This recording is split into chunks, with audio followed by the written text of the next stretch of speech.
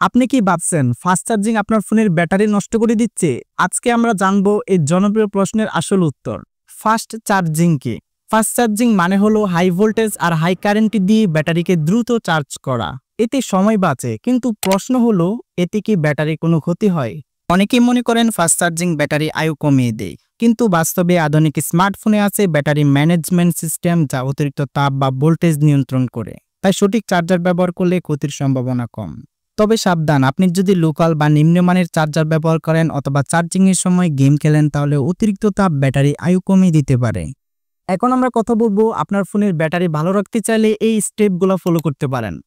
আপনাকে ভালো মানের চার্জার ব্যবহার করতে হবে। চার্জিং এর সময় আপনার ফোনের কভার খুলে ফেলুন।